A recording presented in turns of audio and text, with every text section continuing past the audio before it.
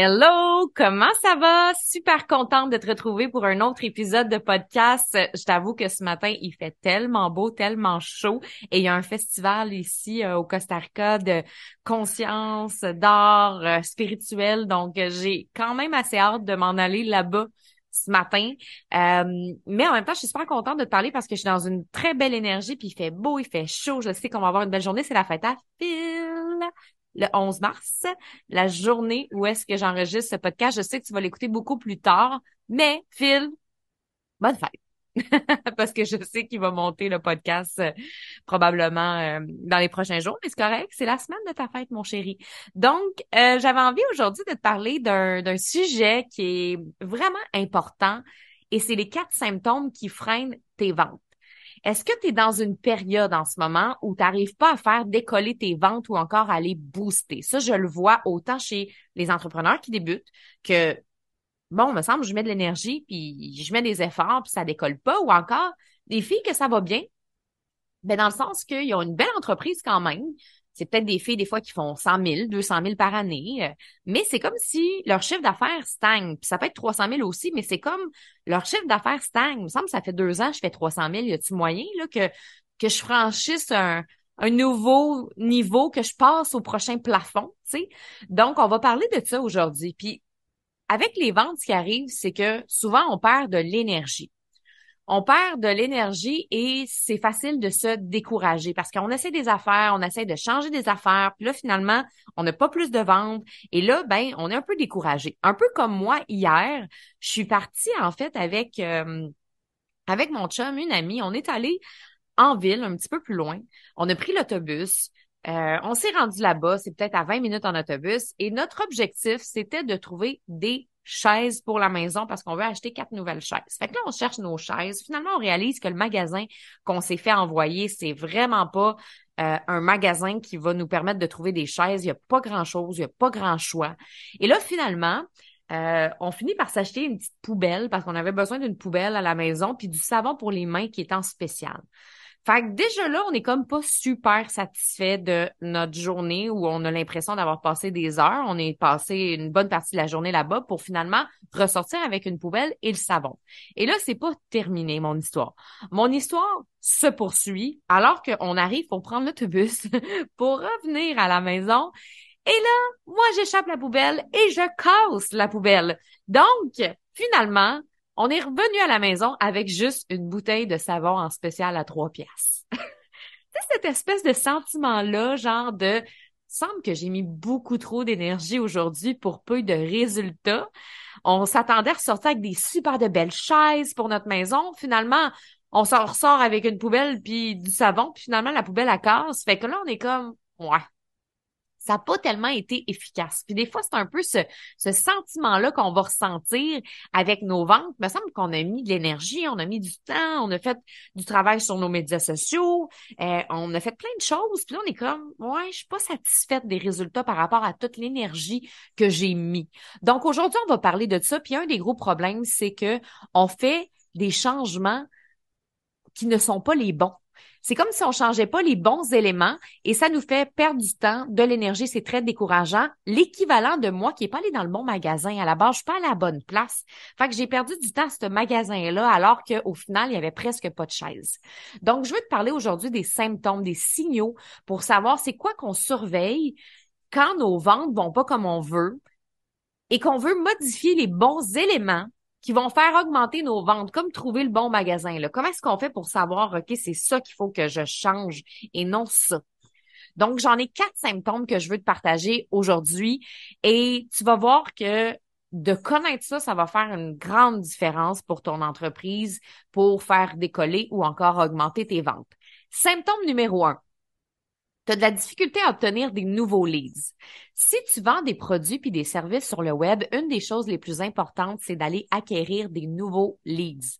Les leads, c'est des courriels. Donc, si tu n'arrives pas à attirer des nouvelles personnes vers toi, c'est clair que ça va avoir un impact sur tes ventes, que tes résultats vont être moins grands parce que tu as moins de personnes qui sont engagées, moins de personnes qui te suivent, moins de personnes qui te lisent, qui sont intéressées à ce que tu fais.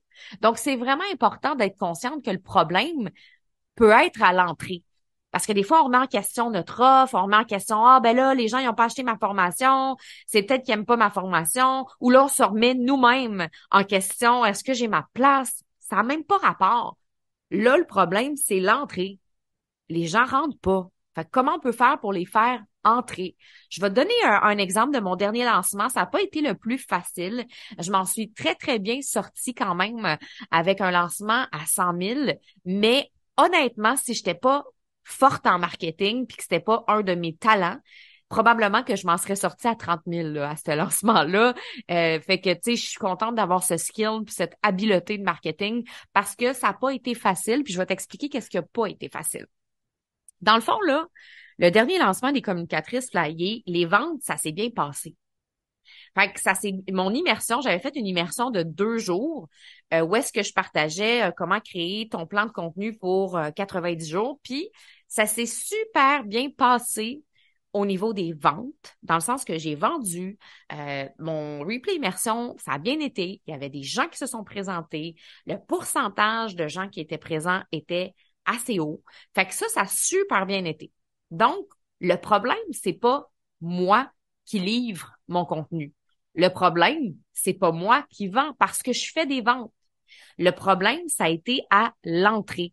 J'ai eu beaucoup moins de leads, de courriels pour l'inscription à cet atelier-là que la, mettons, la dernière fois où est-ce que, mettons, exemple, j'avais eu 5000 courriels, là, j'en ai eu 2500, mettons.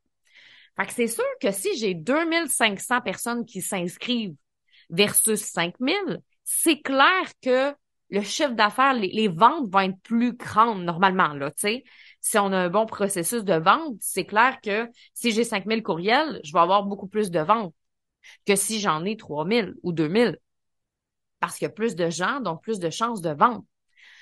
Mais vu que j'avais moins de gens qui se sont inscrits par rapport à mes challenges et défis précédents, ben, il a fallu que je sois vraiment hot en vente.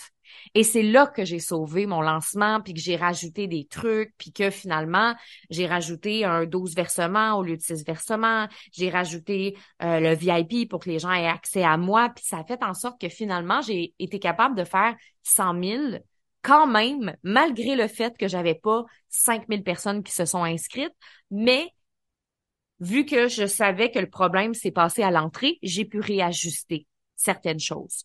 Mais des fois, on s'en rend pas compte. Puis là, j'ai des clientes qui sont comme, OK, ben là, les gens se sont pas inscrits à ma formation. Puis j'ai vécu ça avec une cliente récemment qu'elle a pas eu les résultats qu'elle voulait pour sa formation. Puis là, remettant en question sa formation, puis j'étais comme, non, ta formation, on l'a travaillé ensemble, elle est géniale. Écoute, sérieusement, tu as un produit entre les mains qui est incroyable. C'est juste qu'en ce moment, le problème, c'est à l'entrée. Il n'y a pas assez de monde qui savent que ton produit existe sur le marché.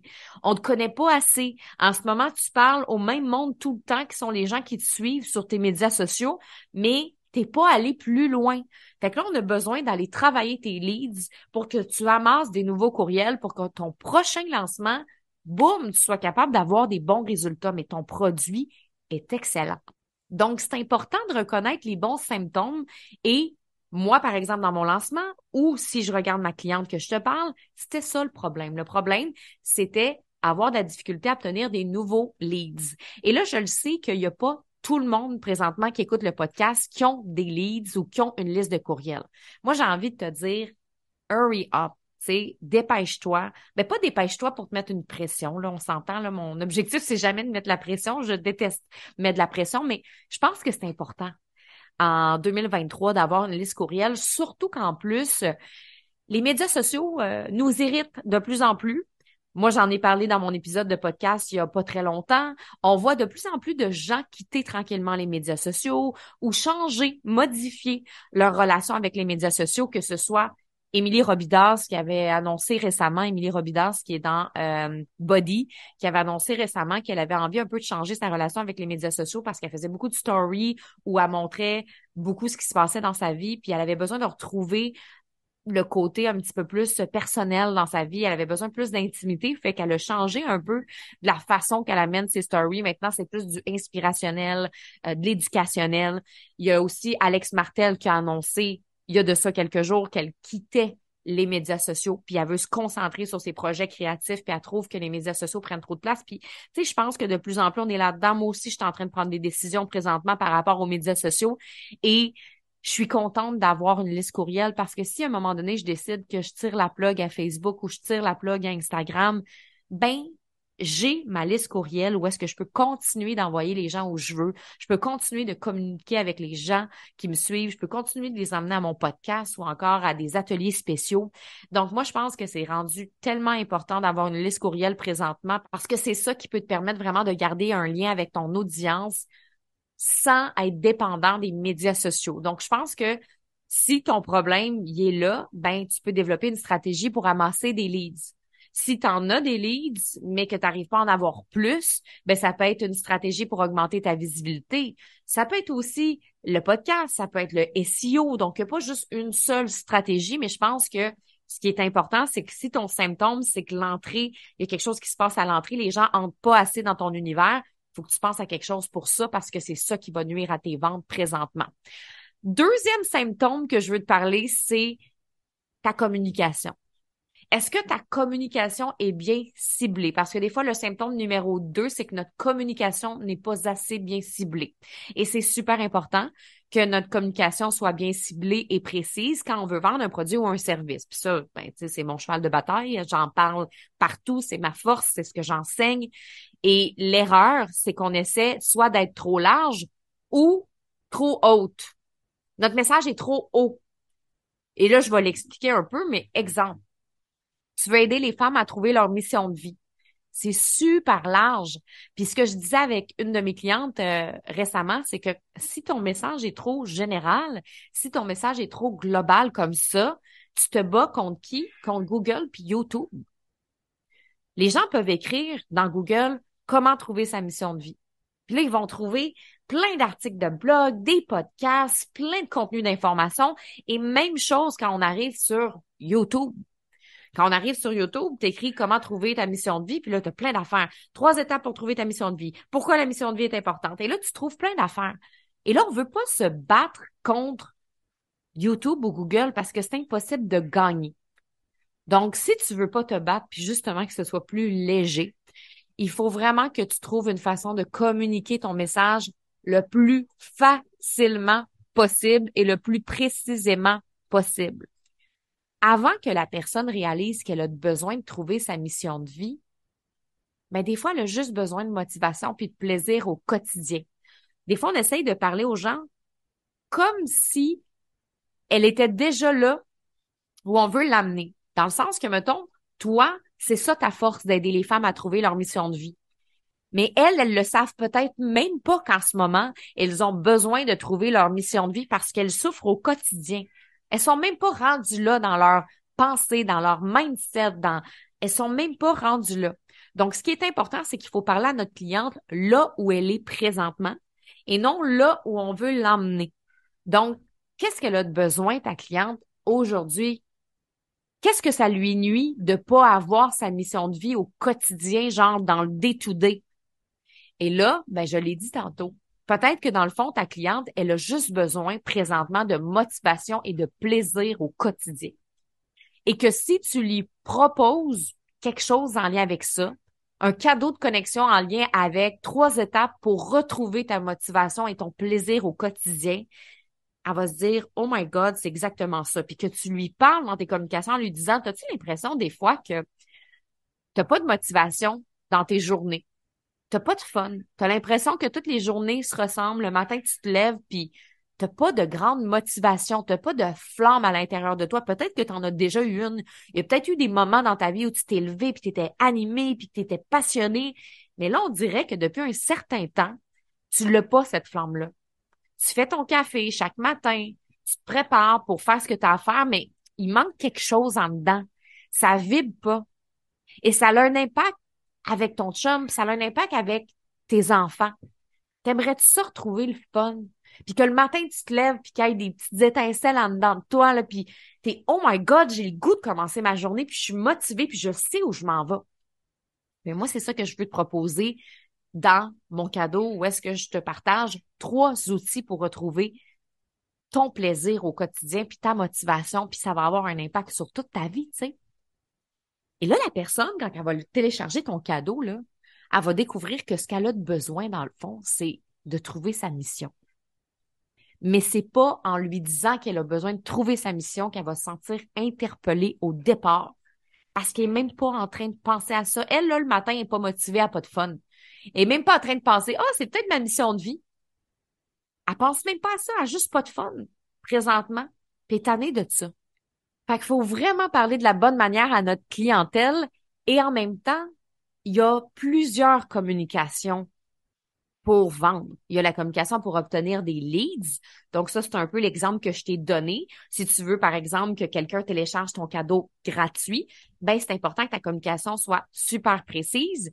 Mais il y a aussi ta communication pour vendre tes produits et tes services parce que si ta communication est vraiment bonne pour faire télécharger tes cadeaux, mais que finalement, au final, ben, quand tu arrives pour vendre, ben, ça marche pas, ben, ça aussi. Fait que si ta communication n'est pas claire à juste un endroit, ça affecte tout le cycle de vente au complet. Et ça peut entraîner des malentendus, des erreurs, des blocages qui vont affecter l'ensemble du cycle de vente. Et le meilleur exemple que je peux te donner, c'est le jeu de Mikado. Tu dois connaître ça, ce jeu-là. Moi, je joue des fois avec mon neveu puis ma nièce. C'est, tu sais, le jeu où est-ce qu'il y a plein de petits bâtons. Et là, le but du jeu, c'est de retirer un bâton à la fois sans bouger les autres, jusqu'à ce que tous les bâtons soient retirés. Et là, à chaque fois que tu retires un bâton, là, tu pries intérieurement parce que tu te dis, hey, là, je veux gagner, puis ça me tente pas là que le bâton tombe puis que tout s'effondre. Ben, ce jeu-là, c'est la même affaire avec notre communication. S'il y a un aspect de ta communication qui est manqué ou mal compris, ça peut entraîner un effet de cascade, ça va comme s'effondrer, puis ça va perturber l'ensemble du cycle de vente, comme le jeu Mikado, tu sais. Fait que c'est super important d'avoir une communication précise dans tout ton cycle de communication. Si tu es dans les communicatrices flyées, tu as plein de formations pour ça. C'est ça l'objectif des communicatrices flyées, de permettre aux femmes qui ont des super de belles business, qui ont des beaux modèles d'affaires, qui ont des beaux produits, mais d'être capables de vendre avec clarté et confiance. Et si t'es pas dans les communicatrices flyées, sache que tu peux en ce moment, à tout moment, prendre un appel avec ma team flyée. Je vais te mettre le lien dans les notes de podcast parce que en ce moment, c'est possible d'embarquer dans les communicatrices flyées si tu veux améliorer justement tes compétences en vente sur le web. Le symptôme numéro 3, des fois, c'est au niveau de l'offre. Tu as de l'engagement, mais tu n'as pas de vente. Fait que des fois, on travaille sur les éléments que j'ai nommés précédemment. On a beau travailler sur nos leads, on a beau travailler sur notre communication, mais ce qu'on a vraiment besoin, c'est un nouveau souffle à notre offre ou encore à nos produits. Si tu n'as pas de la difficulté à attirer des gens, puis que tu as de l'engagement, ben il faut que tu ailles voir ailleurs. Puis moi, ça, souvent, ça m'arrive, des filles qui comprennent pas, sont comme Steph, j'ai full engagement sur Instagram, j'ai une belle communauté sur mon groupe Facebook, les gens jasent avec moi, me trouvent inspirante, c'est vraiment cool, mais ils achètent pas. OK. Ben, des fois, si c'est la communication, mais si c'est pas la communication parce que tu l'as bien travaillé puis que c'est pas les leads non plus, ben, ça se peut que ce soit au niveau de l'offre. Incarner sa femme sage pour prendre de la hauteur, réfléchir, ça devient important dans ce cas-là. Regardez, bon, c'est quoi que mon marché a de besoin? C'est quoi que mon public cible a de besoin? C'est quoi que mes clientes ont de besoin? Parce que les besoins n'arrêtent pas de changer. Moi, là, les communicatrices flyées, je change la formule depuis la première année. Je suis probablement la coach qui change le plus ma formation à chaque année. Les filles qui sont avec moi depuis le début, là, ils ont vu 50 millions de versions des communicatrices flyées, là. C'est pas des jokes, là. Parce que je suis toujours à l'écoute de, OK, elle a besoin de quoi, ma cliente, là? Puis, voilà une couple d'années, quand j'ai commencé les communicatrices flyées, les gens avaient besoin de comprendre les médias sociaux. Ils avaient besoin de comprendre Facebook. Il y avait besoin de comprendre Instagram, il y avait besoin de comprendre les différentes plateformes, puis il y avait besoin de comprendre la base, comment créer une page Facebook, comment créer un compte Instagram, comment faire des stories. Fait que j'enseignais quand même beaucoup le côté technique quand j'ai commencé.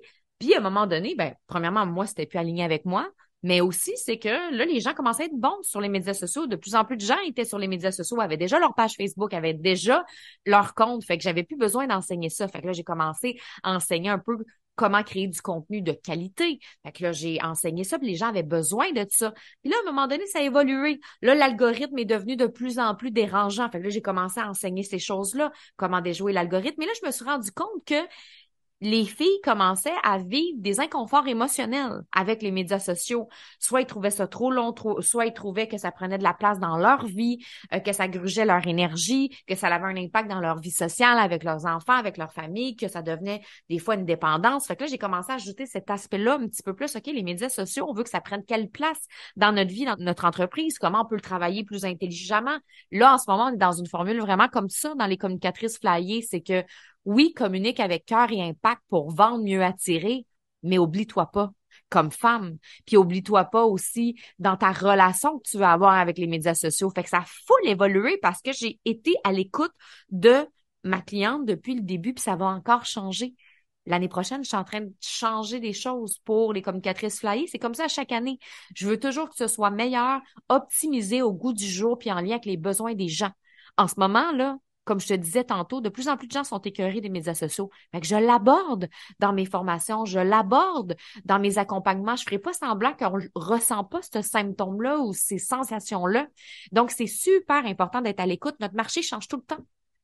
Notre marché est en constante évolution. Si tu as la même offre depuis 4 ans et que tu n'as rien changé, ça se peut que ce soit ça la problématique.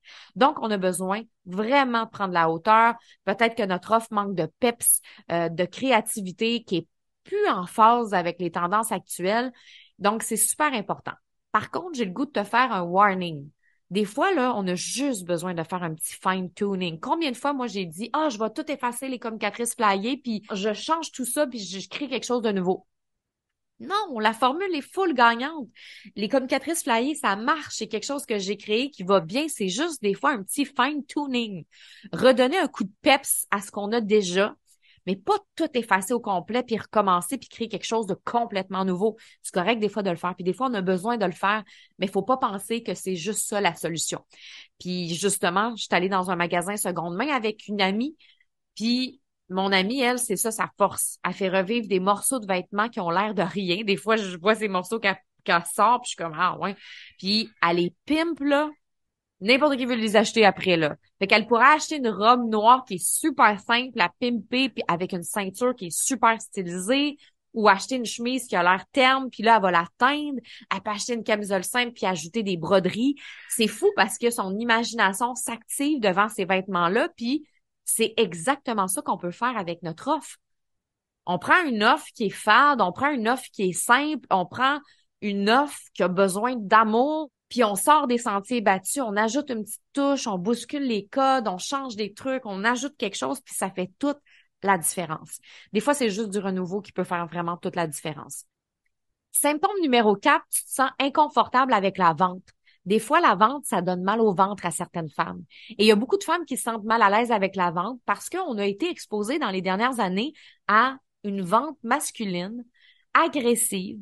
Et là, il y en a pour qui ça crée des traumas. Déjà qu'il y a beaucoup de femmes qui se sentent mal à l'aise avec la vente, ça a juste amplifié ce sentiment de malaise-là. Donc, il y a des femmes qui se sentent vraiment pas bien parce qu'elles ont peur de déranger, elles ont peur d'agresser, elles ont peur vraiment euh, d'être perçues comme une vendeuse de balayeuse ou quoi que ce soit, puis ça fait en sorte qu'elles osent pas vendre. Puis, malheureusement, ce qui s'est passé, c'est qu'il y a beaucoup de coachs qui ont commencé à nourrir la pensée magique. Hey, si tu veux vendre tes produits et tes services, là, les gens vont venir vers toi. Tu as juste à montrer ta personnalité. Fait que là, il y en a qui nourrissent cette pensée magique-là, puis là, après, ben, ils vendent pas. Et là, je dis pas qu'il faut pas montrer sa personnalité. J'en ai parlé dans l'épisode de podcast que la personnalité peut avoir un bel impact quand on met nos compétences de l'avant, quand on met nos forces de l'avant, quand on brille. Tu sais, c'est clair que ça a un impact par contre, mais pas juste ta personnalité de l'avant, mais aussi ce que tu as à vendre de l'avant, dans le sens que faut qu'on sache qu'est-ce que tu vends. Le secret numéro 1 de la vente, c'est de vendre. C'est de montrer à l'autre qu'il y a un problème, qu'on peut l'aider à régler son problème. Mais pour ça, il faut lui proposer une solution, puis la solution, c'est ce qu'on vend. Tu sais, dans Gatsby, on en a déjà parlé de ça, là, mais tu sais, dans le film où est-ce que Leonardo DiCaprio, à un moment donné, arrive puis il vend son stylo, là. Ben, quand il vend son stylo, il démontre à l'autre personne en avant que la personne a besoin d'un stylo parce que la personne a besoin d'écrire quelque chose. Mais si il n'en parle pas de ça, personne va acheter un stylo. Mais c'est exactement la même chose. Toi, tu vends quelque chose, tu vends une solution, mais on n'est pas au courant que tu vends cette solution-là, puis que tu peux régler le problème des autres, fait qu'on n'achètera rien de toi, même si tu as une belle personnalité, même si tu es incroyable, même si tu es fantastique. Si tu fais les meilleurs cupcakes au monde, mais que personne n'est au courant, parce que tu es fait juste pour toi en cachette, on ne pourra pas le savoir que tes cupcakes sont les meilleurs. Donc, si tu as envie que les gens disent, hey, c'est bon les cupcakes à Mylène, puis qu'ils aient envie d'en manger, ben, tu dois leur en parler, leur donner le goût. Mais le problème est souvent beaucoup plus profond. C'est ton corps qui réagit négativement à la vente en lien avec des croyances que tu peux avoir sur l'argent. Donc, je t'inviterais, si c'est ça le blocage, si c'est la vente le blocage, puis que tout le reste, tu as travaillé sur ta communication, tu as travaillé sur tes leads, ton offre est incroyable, puis en plus, tu as été accompagné pour ça, puis qu'il y a toujours un blocage, ben ça se peut que ce soit ton malaise profond envers la vente. Et je t'inviterais peut-être à aller écouter l'épisode 74 si tu veux apprendre à vendre avec confiance sans déranger. J'ai fait un épisode complet là-dessus. Parce que développer puis incarner ta posture de vente, c'est super important dans le processus parce que si tu n'as pas confiance, on va le sentir dans ton regard, ton énergie, tes yeux. Et ça paraît quand on manque de confiance. Ça paraît aussi quand toi, tu as un malaise face à la vente parce que ça peut même donner l'impression aux gens que tu manques de confiance en tes produits puis tes services. Moi, si je vais en appel découverte avec quelqu'un, exemple, parce que moi, je vais acheter quelque chose puis que je la sens mal à l'aise, ben je sais pas, elle est mal à l'aise pourquoi. Je le sais pas, moi, qu'elle a un blocage à l'argent, là. Je vais dire, coudonc, es-tu sûr que c'est bon son produit? Es-tu sûr que c'est bon son service? Est-ce qu'elle me cache quelque chose? Fait que ça peut comme activer la crainte puis la méfiance chez les autres et c'est souvent là, ironiquement, qu'à ne pas vouloir créer de malaise, on crée un malaise. Les femmes veulent pas créer de malaise par rapport à la vente, mais à cause de ça, elles créent un malaise par rapport à la vente. Parce qu'elles sont tellement mal à l'aise qu'on se sent pas bien qu'elles soient mal à l'aise. On le sent dans son énergie, dans sa communication, dans son regard. Puis là, on est comme, OK, je suis pas bien, j'achète pas. Donc, ça, c'est vraiment important. Puis aujourd'hui, je t'ai partagé les 4 symptômes à vérifier qui peuvent freiner tes ventes. Puis c'est super intéressant peut-être aujourd'hui d'avoir la réflexion. Y en a-tu un en particulier présentement là, que, oh my God, c'est ça. Puis je serais super curieuse que tu viennes me le partager peut-être en story ou en message ou courriel ou peu importe, que tu viennes me partager qu'est-ce qui est sorti pour toi. Et je te rappelle les symptômes. Le symptôme numéro 1, tu as de la difficulté à obtenir des nouveaux leads. Le symptôme numéro 2, il y a quelque chose peut-être qui fonctionne pas dans ta communication. Ta communication n'est peut-être pas assez ciblée. Le symptôme numéro 3, tu as de l'engagement mais pas de vente. Fait que c'est vraiment au niveau de l'offre le problème. Et le symptôme numéro 4, tu te sens inconfortable avec la vente, fait que c'est clair que ça a un impact. Et, tu sais, je parlais tantôt du cycle de la vente, ben, tout ça est interrelié aussi. Fait que si tout ça va bien, c'est sûr ça va marcher. Je vois pas pourquoi ça pourrait pas marcher si tout ça a été travaillé. Donc, voilà, je te souhaite une super belle semaine, puis on se retrouve, nous, la semaine prochaine. Oublie pas d'aller faire un 5 étoiles sur Apple Podcast si, en plus, tes nouvelles puis que tu viens de tomber sur le podcast, ben ça serait vraiment gentil de ta part. C'est ce qui fait que je continue le podcast de semaine en semaine et que ça fait connaître le podcast au plus de femmes possible. Fait que je te souhaite une belle semaine et on se retrouve la semaine prochaine. Bye!